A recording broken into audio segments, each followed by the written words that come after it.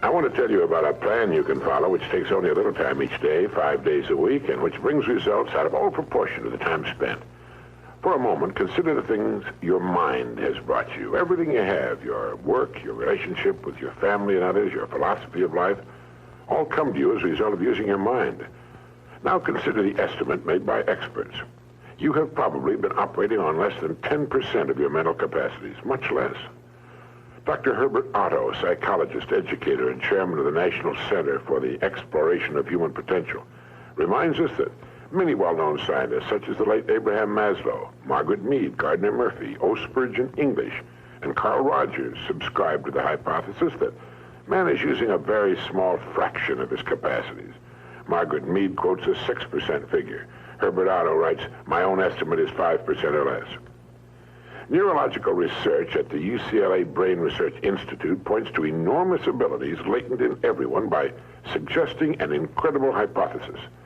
The ultimate creative capacity of the human brain may be, for all practical purposes, they pointed out, infinite. To use the computer analogy, man is a vast storehouse of data, but we have not learned how to program ourselves to utilize these data for problem-solving purposes. Yefremov, the eminent Soviet scholar and writer, says man under average conditions of work and life uses only a small part of his thinking equipment. If he were able to force our brain to work at only half its capacity, we could, without any difficulty whatever, learn 40 languages, memorize the large Soviet encyclopedia from cover to cover, and complete the required courses of dozens of colleges. Now, this statement is hardly an exaggeration. It is the generally accepted theoretical view of man's mental potentialities. Now, how can we tap this gigantic potential? Well, it's a big and very complex problem with many ramifications. But as Herbert Otto points out, it is clear that persons who live close to their capacity, who continue to activate their potential, have a pronounced sense of well-being and considerable energy. They see themselves as leading purposeful and creative lives. If everything you have is the result of using just 10% of your mind, consider for a moment what it will mean to you and your family if you can increase this percentage. Now, none of us, as a rule, has the slightest notion of the real capabilities of his mind. But believe me when I say that your mind can be compared to an undiscovered gold mine. And it makes no difference whether you're 17 or 70. Look at it this way. Your goal is in the future. Your problem is to bridge the gap which exists between where you are now and the goal you intend to reach. This is the problem to solve. Robert Seashore, when chairman of the Department of Psychology at Northwestern University, pointed out that successful people are not people without problems. They're simply people who've learned to solve their problems. And there you have it. Living successfully, getting the things we want from life is a matter of solving the problems which stand between where we now are and the point we wish to reach. No one is without problems. They're a part of living. But let me show you how much time we waste in worrying about the wrong problems. Here's a reliable estimate of the things people worry about. Things that never happen, 40%. Things over and past that can't be changed by all the worry in the world, 30%. Needless worries about our health, 12%. Petty miscellaneous worries, 10%. Real, legitimate worries, 8%. In short, 92% of the average person's worries take up valuable time, cause painful stress, even mental anguish, and are absolutely unnecessary. And of the real, legitimate worries, there are two kinds. There are the problems we can solve, and there are the problems beyond our ability to personally solve. But most of our real problems usually fall into the first group, the ones we can solve if we learn how. Now I'm going to assume you've decided upon a goal. Your problem is, how do I achieve it? Your goal may be a promotion, a greater income, a beautiful home. It makes little difference what your goal happens to be. But you have your goal, and you know that you will become and you will achieve what you think about. That is, if you stay with it, you will reach your goal. But how? Well, it's right here that your mind comes into play. What is your mind? No one knows for sure. Perhaps the best way to describe it is to quote Pulitzer Prize-winning playwright Archibald MacLeish. In his play, The Secret of Freedom, a character says, "The only thing about a man that is a man is his mind. Everything else you can find in a pig or a horse." That's uncomfortably true. The human mind is the one thing that separates us from the rest of the creatures on Earth. Anything that comes to us in the future will almost certainly come to us as a result of the extent to which we use our minds. And yet it's the last place on Earth the average person will turn to for help. In order to reflect just a moment on the human mind, consider what it's accomplished. Human knowledge has advanced more in the past 50 years than in all the preceding 10,000 years of human civilization. Of all the scientists who ever lived, it's estimated that 90% of them are alive today. We've reached, in the area of ideas and human advancement, a plateau so high it was undreamed of by even the most optimistic forecasters as recently as 10 years ago. But every new idea triggers additional ideas, so that now we're in an era of compounding advancement on every front and in every area that staggers the imagination. Dr. Harlow Shapley of Harvard has said that we're entering an entirely new age of man. He calls it the psychozoic age, the age of the mind. And you own one, free and clear. Now let's look at a few facts. Now, the average working person has at his disposal an enormous amount of free time. In fact, if you total the hours in a year and subtract the sleeping hours, if he sleeps 8 hours every night, you'll find he has almost 6,000 waking hours, of which he spends less than 2,000 on the job. Now, this leaves him 4,000 hours a year when he's neither working nor sleeping. These can be called discretionary hours, with which we can do pretty much as we please. At least, our minds are free. Now, so you can see the amazing results in your life, I want to recommend that you take just 1 hour a day, 5 days a week, and devote this hour to exercising your mind. Pick 1 hour a day on which you can fairly regularly count. And during this hour every day, take a completely blank sheet of paper. At the top of the page, write your present primary goal, clearly, simply. Then, since our future depends upon the way in which we handle our work, write down as many ideas as you can for improving that which you now do. Try to think of 20 possible ways in which the activity that fills your day can be improved. You won't always get 20, but even one idea is good. Now remember 2 important points with regard to this. 1, this is not particularly easy, and 2, most of your ideas won't be any good. Now, when I say it's not easy, I mean it's like starting any new habit. At first, you'll find your mind a little reluctant to be hauled up and out of the old familiar rut. But as you think about your work and ways in which it might be improved, write down every idea that pops into your mind, no matter how absurd it might seem. Let me tell you what will happen. Some of your ideas will be good and worth testing. The most important thing this extra hour accomplishes, however, is that it deeply embeds your goal into your subconscious mind, starts the whole vital machinery working. And 20 ideas a day, if you can come up with that many, total 100 a week, even if you don't think on weekends. An hour a day, 5 days a week, totals 260 hours a year, and still leaves you 3,740 hours of free leisure time.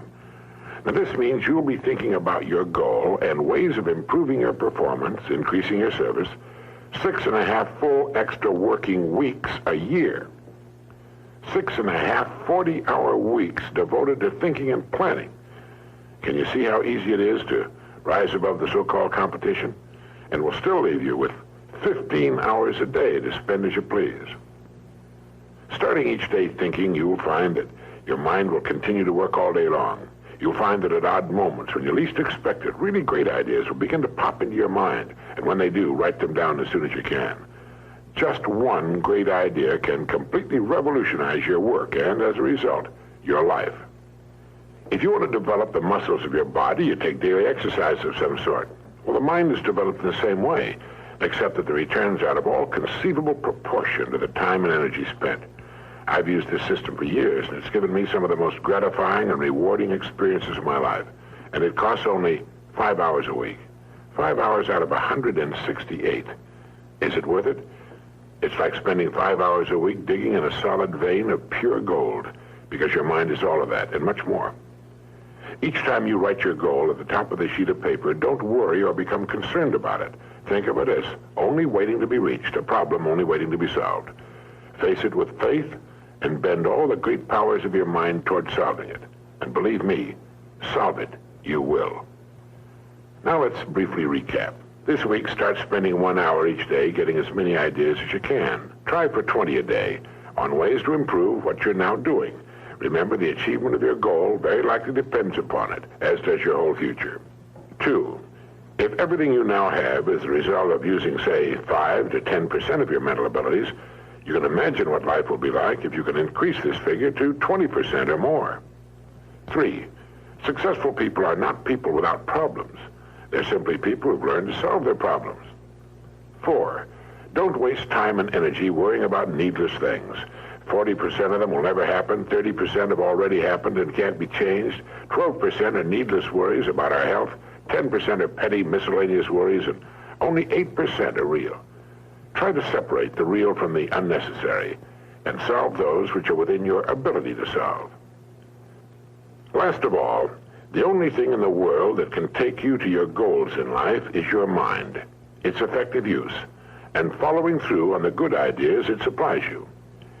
Each of us has a tendency to underestimate his or her own abilities. We should realize that we have, deep within ourselves, a reservoir of great ability, even genius, that can be tapped if we'll just dig deep enough.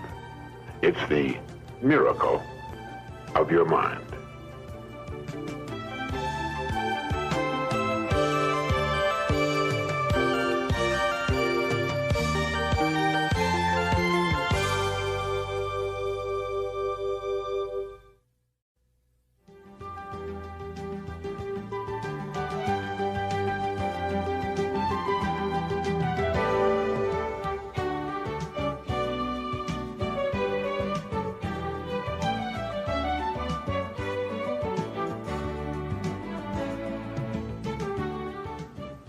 Every business, every organization, from the smallest to the very largest, needs a leader. They have their committees, their echelons of command, and perhaps a widely dispersed group of semi-autonomous divisions. But the overall company and each of its divisions must have strong and able leadership. Contrary to popular belief, you do not raise morale in an organization. It filters down from the top. The attitudes of the people working in any organization will always reflect the attitude of the leader. And finally, this leader will always be found to be just one person. I'm sure you're aware that even the largest and oldest companies, with many thousands of employees and hundreds of management people, will, when they find themselves in trouble or not doing as well as they should, seek out one man and place him in the position of final authority. The whole company, the board of directors, and perhaps thousands of stockholders all look to this one person for leadership and success. Wherever you find a successful going concern, whether it's a government, a business, a club, or a well-organized home, you find behind its success an outstanding leader. This is the most valuable person in society. In industry, he makes the wheels turn, the entire economy work. This is the man who's been responsible for the growth of nations and their position in the world. He's the employer of millions. He's the dreamer, the planner, and a clock to him is something that other people watch. You'll find him working early and late, and when he's not working, he's usually planning. Back during the Depression of the 30s, the phrase most often heard by employers was, "I'll do anything." Millions were unemployed. Thousands of business firms had closed their doors, and outside employment offices, long lines of people stood waiting for any kind of work. It was during this time in Long Beach, California, crowded to overflowing with thousands who had migrated there looking for work. I know because I was a kid there. That a man I knew made an interesting discovery. He found that he could go to work almost anywhere he chose. Now, amazing as this may sound, it's true. It dawned upon him one day that the business establishments of various kinds were just as anxious to succeed as were the people looking for work. The owners and managers of these businesses were worried and concerned over the hard times which had descended upon the country. And a great many of them were looking for someone to come to their aid, the person who would somehow show up and solve their business problems. But all they heard was people asking for work and saying, "I'll do anything." These people were asking for a paycheck from a man who was very likely teetering on the brink of financial ruin himself. And so signs appeared in windows all over the land, reading, "No help wanted." This was a negative form of advertising, and while it kept the plaintive hordes away from the door, it also hurt business. Well, this friend of mine decided to become a part of the solution instead of a part of the problem. And his method was simple, and it worked like a charm. He selected the kind of business he felt he would like to work in and in which he could build his career. He then devoted a month to finding out all he could about that particular business. He talked to other people in the same line. He heard their problems and what they felt was wrong. He talked for hours, asking questions about what they felt was needed and so on. He went to the public library and read everything he could find on that industry. And then he began to think of ways and means by which this business might be improved. When he was ready, and finally made his call on the company for which he decided to work, instead of asking for a job, he said something like this: "I believe I know of several ways in which your business can be greatly increased, and I'd like to talk to you about them." Well, here he was, selling the one thing on earth in which his prospect was most interested. The fact that he now knew a good deal about the man's problems permitted him to talk intelligently. And he took a positive attitude, expressed a willingness to pitch in and help the man put his business on a sound and profitable footing, and that's right, he got the job. Now, what had he done? Well, first he had specialized. He had selected one line of work and decided that was where his future would be. Now he had to prove himself, and he did. The best way for you to develop the security that lasts a lifetime is to become outstanding at one particular line of work. Look at it this way. Regardless of economic ups and downs, the industry of which that line of work is a part will continue to operate. It won't shut down completely. As long as you're in the top 5% of the people in that industry, you know you'll always be in demand. You'll be wanted and needed, not just where that industry is concerned, but where you and your family are concerned also. The man or woman who becomes truly outstanding at what he or she does has the world on a string. Here's the person of confidence and peace of mind. Here's the person who's quietly aware of his ability and intimate knowledge of his job and his particular industry. Ask yourself this question: am I now such a person? Down deep inside, you know the answer. If your answer is yes, you're among the most fortunate people, and in one of the smallest and most elite groups on earth. If your answer was no, it can be turned into a yes in a surprisingly short time. The first step is to make one really big and important decision. It's a decision the great majority of people never make, and suffer as a result. Failing to make this decision keeps a person from ever really getting on course or clarifying his goals. If you'll make the decision I'm now going to recommend, you can take a deep breath, give a comfortable sigh of relief, fix your eyes firmly upon your target, and go to work relaxed, comfortable, and sure in the knowledge that the success you seek will be yours. The great steel magnate Andrew Carnegie, when asked the formula for success, answered, "Put all your eggs in one basket, then watch the basket." Let's be frankly realistic. Who gets laid off work during an economic slump? Well, what gets thrown over the side when a ship is in danger of going down? Everything not absolutely vital to the operation of the craft and the safety of its passengers. And it's the same with a business or any other organization.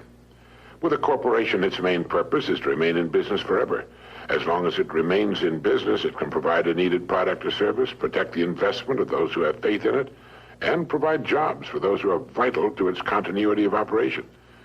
It's the duty of management to protect the firm and the people who depend upon it, just as it's the captain's duty to do everything in his power to keep his ship sailing.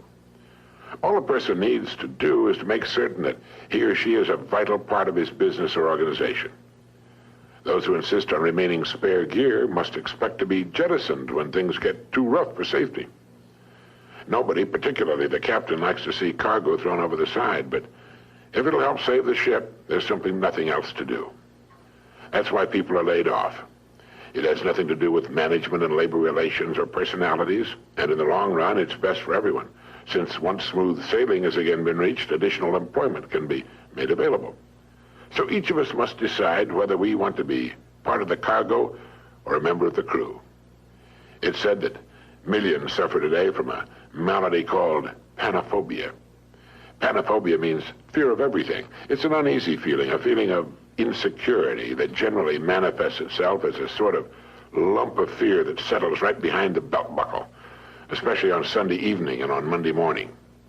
And this extremely unpleasant condition is said to result from the unspoken but realized fact that we're getting credit for more than we're actually doing. It's the perfectly natural and normal understanding deep within each of us that there's something basically wrong about getting praise that's not earned, or if you're an employee, being paid for something you're not doing as well as you possibly can. Now, there's a simple cure for this malady. It's to throw ourselves not out of a window, but into activity, into our work. It's the decision to be worth more than we're being paid. Only in this way can we grow.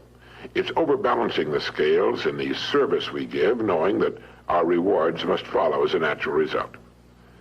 Now, anyone who will be honest with himself realizes that he's been happiest and most satisfied after having successfully completed a difficult job. You know, a leader is a person who can help others. A leader is any person who realizes the importance of becoming a bigger and better person with the passing of every day, week, and month. A leader takes the responsibility of his own growth. He's a planner, a thinker, a doer. Now, each of us can become such a leader in his own area of activity. It's not difficult, and in the long run, it's easier for us and on us than what at first may appear to be the easier of two courses. Simply fix your eye upon your goal, visualize it with every ounce of your being, and courageously set out toward it. Become a kind of sponge for information which will help you on your way. You don't have to waste years making the mistakes others have made before. You'll be surprised at how quickly you'll reach your goal. But don't be impatient. Know and have faith that what should come to you will come to you in the right time. Everything in the world works on the side of the person who works with nature's laws. And above all, if you should forget everything else, remember that everything about you, everything you will ever have, know, or experience in any way, operates as a result of a law that is true and unchanging, the law of the stars and of the balance of the world. As Emerson wrote, let him learn a prudence of a higher strain. Let him learn that everything in nature, even dust and feathers, go by law and not by luck, and that what he sows, he reaps. Look about you now. Take stock of your present situation, because it's nothing more nor less than the result of your past sowing. Are you happy with it? Is it what you want? Then you know what you must sow today and tomorrow and the next day, and in the sowing rest in the calm, serene, and cheerful certainty that having sown, you will then reap the rich results, the abundant harvest.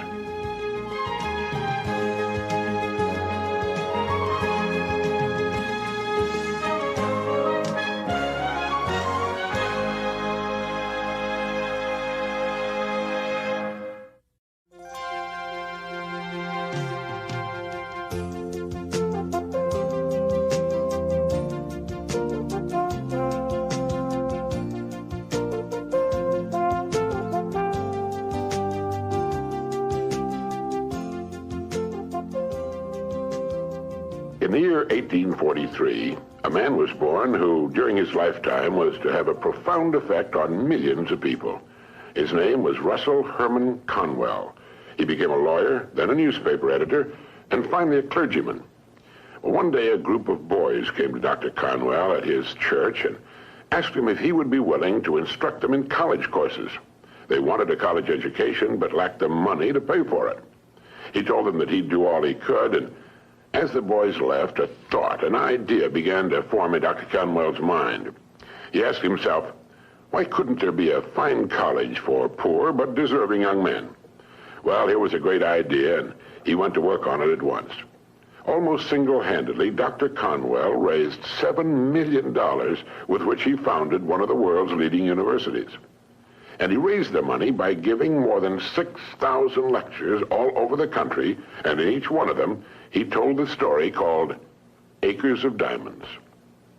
The story was the account of an African farmer who heard tales about other settlers who had made millions by discovering diamond mines. And these tales so excited the farmer that he could hardly wait to sell his farm and search for diamonds himself. So he sold his farm and spent the rest of his life wandering the vast African continent, searching unsuccessfully for the gleaming gems which brought such high prices on the markets of the world. Finally, in a fit of despondency, broke and desperate, as I remember the story, he threw himself into a river and drowned. Now, meanwhile, the man who had bought his farm one day found a large and unusual stone in a stream which cut through the property. And the stone turned out to be a great diamond of enormous value. And he then discovered that the farm was covered with them, and it was to become one of the world's richest diamond mines. The first farmer had owned literally acres of diamonds, but had sold them for practically nothing in order to look for them elsewhere. If he'd only taken the time to study and prepare himself, to learn what diamonds looked like in their rough state, and had first thoroughly explored the land he owned, he would have found the millions he sought right on his own property. The thing about this story that so profoundly affected Dr. Conwell and subsequently millions of others was the idea that each of us is, at this moment, standing in the middle of his own acres of diamonds. If we will only have the wisdom and patience to intelligently and effectively explore the work in which we're now engaged, we'll usually find that it contains the riches we seek, whether they be financial or intangible or both. There's nothing more pitiful to my mind than the person who wastes his life running from one thing to another, forever looking for the pot of gold at the end of the rainbow, and never staying with one thing long enough to find it. No matter what your goal may be, perhaps the road to it can be found in the very thing in which you're now engaged. You see, the average man believes some businesses are better than others, instead of realizing the truth that there are no bad businesses. There are just those people who don't know enough to see the opportunities in the work they're in. No matter what our work happens to be, it's our business. We're the manager. If there seems to be no future or opportunity in it, it isn't always because it's not there, but perhaps only because we can't see it. A farmer once poked a tiny pumpkin into an empty jug. The pumpkin grew until it completely filled the jug and could grow no more. When the farmer broke the glass, he had a pumpkin exactly the size and shape of the jug. If we're not careful, each of us can do a similar thing. We can mistakenly poke ourselves into jugs that limit our growth. But it is we who do the poking, not the job, not the company, nor the territory, nor the economy, nor the times. We do it. People who become outstanding at their work are those who see their work as an opportunity for growth and development, and who prepare themselves for the opportunities which surround them every day. Preparation is the key. This means becoming so good, so competent at what we're now doing, we will actually force the opportunities we seek to come our way. It takes imagination, creative imagination, to know that diamonds don't look like diamonds in their rough state, nor does a pile of iron ore look like iron or steel. Great opportunities lurk constantly in every aspect of the work in which we now find ourselves. In order to begin prospecting your acres of diamonds, start to develop a faculty called intelligent objectivity, the ability to stand off and look at your job as a stranger might, a stranger who considers your pasture greener than his own. To do this, start at the beginning. Within the framework of what industry or profession does your job fall? Do you know all you can know about your industry? How did it begin? Why did it begin? Who started it and when? What's your industry's annual dollar volume? How fast has it grown during the past 20 years? What's its projected growth during the next 10 years? In short, start now to become a student of your industry. You'll be amazed at the results. In 5 years or less, you can become a national expert in your field. And it's the experts who write their own tickets in life. Surveys indicate that the great majority of people seem to look at their jobs as being as far as they can go, as the end of the line. They need to realize how really desperately an expanding and dynamic industry needs and seeks the uncommon person who is prepared to share in its growth, how richly it will reward this person of vision and action. On the other hand, those who are not preparing and growing are not just standing still. In relation to their industry, they're going backwards. So ask yourself, do I know as much about my job and my industry as a good doctor or lawyer knows about his job, his profession? You should, you know. This is the attitude of the person who wants to become a professional at what he does for a living. It's far more fun, many times more rewarding and interesting, and the real pro can ride out occasional storms in the economic seas in a safe boat built of research and preparation. In order to become a professional in a world of amateurs, we need to study 3 important subjects. 1, our company and the industry in which it operates. 2, our job and perhaps the next step upward in our career. And 3, we need to study people, since successfully serving and getting along with people will determine our success or failure. These are 3 subjects on which you can gradually build a fine home library. Your bookstore clerk will help you find the right books if you'll tell him what you want to know. Frequently, all you need in order to make an enormous improvement is simply a reminder of things you've known but have forgotten. Perhaps this study and research in your job, your industry, and ways of increasing your service to others sounds like a big job. Well, it is. But it's fascinating, And in the long run, it pays tremendous dividends, builds complete security, and it can be accomplished in an hour a day devoted to reading and making permanent notes. Think of ways and means by which you can increase your contribution to your company, your industry, and those whom you serve. You'll begin to notice a wonderful change in your world. For as ye sow, so shall ye reap. This applies just as much to the family as it does to the breadwinner. The minute you adopt this attitude, you've joined the top 5% of the people of the world. You've virtually removed all competition. You're creating rather than competing. You're affecting life rather than just being affected by it. You're becoming a creator and a giver to life instead of just a receiver. By taking this attitude toward your work, your company, and industry, you're automatically taking care of two vital parts of successful living. First, you'll find yourself becoming more interested and enthusiastic about your work and its future, and both interest and enthusiasm are contagious. And second, you're building financial security which will last a lifetime. So keep this thought in mind as often as you can on and off the job. Somewhere in your present work, there lurks an opportunity which will bring you everything you could possibly want for yourself and your family. It will not be labeled opportunity. It will be hidden in common, everyday garments, just as was the hairpin with which a man fashioned the first paper clip, or the dirty drinking glass which triggered the paper cup industry. Now, in closing, here are 12 points to remember. 1, if we'll develop the wisdom and patience to intelligently and effectively explore the work in which we're now engaged, we will very likely find it contains the riches, tangible and intangible, we seek. 2, before we go running off into what we think are greener pastures, let's realize our own pasture is probably unlimited. 3, there are no bad jobs. It's the way in which we go about our work that makes it good or bad. 4, let's not poke ourselves into jugs beyond which we cannot grow. Let's avoid self-limitation. 5, only preparation can ensure our taking advantage of the opportunities which will present themselves in the future, opportunities which are around us now. Let's begin to prepare now. 6, put your imagination to work on the many ways and means of improving what you're now doing. 7, learn all you can about your job, your company, and your industry. 8, since there's no limit to the growth of your industry, it must follow there's similarly no limit to your growth potential within that industry. 9, our dynamic and growing economy needs and will well reward the uncommon person who prepares for a place in its growth. 10, begin to build your library of reference material pertaining to your company, industry, job, and on how to better serve and get along with people. 11, set aside an hour a day for this study and research. 12, remember the story of the acres of diamonds.